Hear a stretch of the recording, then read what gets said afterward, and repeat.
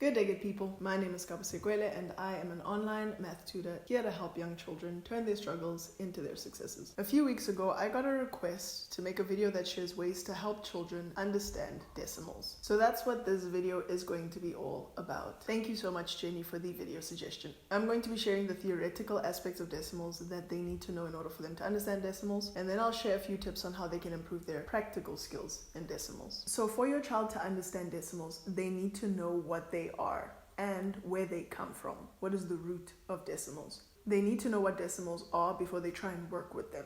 Then they need to have some sort of mental picture of what a decimal is. All of this will make a bit more sense as the video progresses. Now, as we've already mentioned, to understand decimals, your child needs to know where they come from, or in other words, what the root or the foundation of decimals is. Simply put, a decimal is what you get when you divide two numbers together. So in essence, the root of decimals is division. Your child cannot fully understand decimals if they do not understand division. Now, very briefly, I'm going to explain what it is in division that your child needs to understand in order to do well in decimals. In short, division takes a big number and then breaks it up into smaller but equal groups. For example, I have the number 10. When I divide it by 5, the answer that I will get is 2.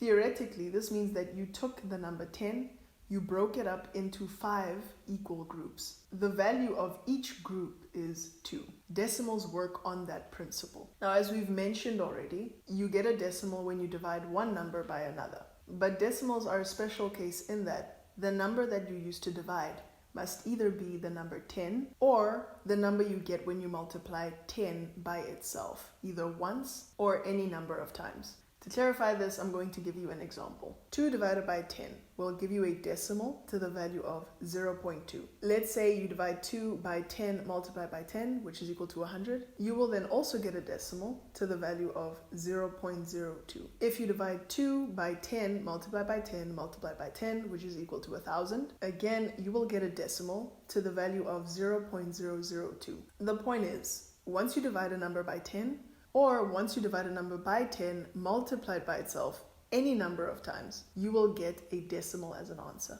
But back to the main foundation of decimals, which is division. Once you take the number 2 and you break it up into 10 smaller but equal groups, the value of these groups will be 0.2. That's in essence what a decimal is. Now, for your child to move forward with decimals, they need to understand this fact, this theoretical concept. Once they understand that about decimals, only then can you move on to helping them see decimals in their mind's eye. Which then leads us to the next part of this video. To help children see math, I love using illustrations and graphics. This creates word pictures in their minds that helps them to make more sense of concepts that are actually difficult to understand. So then what word pictures can you use to help your child understand decimals? A simple illustration I love using is the pizza illustration. You have one whole pizza and you want to divide this pizza equally amongst 5 people. For that to happen, you need to break this one whole pizza into 5 smaller equal slices of pizza. Mathematically, you would then divide 1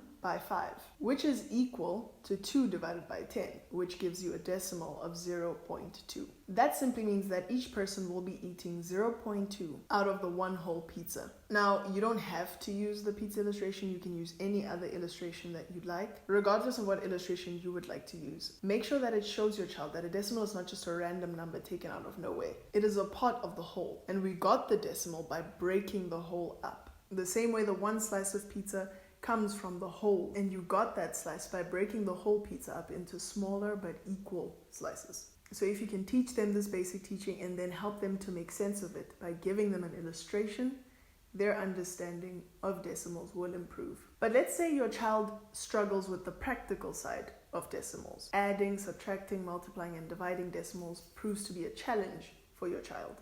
If that is the case, start off by making sure that they actually understand the theory that we just discussed. They need to know what decimals are before they try and work with them.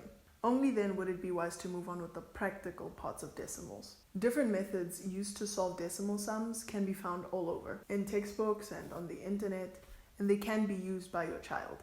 So when it comes to decimals, the practical side is actually very easy, only if they've paid attention to the theory and the theoretical parts of decimals and they understand those concepts and the principles that we just discussed. So parents, in short, the most fun and effective way of teaching your child decimals is by firstly teaching them the theoretical side of decimals using graphics and illustrations. It gets their mind engaged and helps them see the abstract parts of decimals. Thank you very much for tuning into this video, and once again, thank you Jenny for suggesting it. If you need someone to help your child improve their understanding of decimals and other math topics, my name is Gabo and I'm an online math tutor, so you can go ahead and schedule a free consultation with me. You can use the link down below to do that. Thanks once more, and I'll see you in the next video.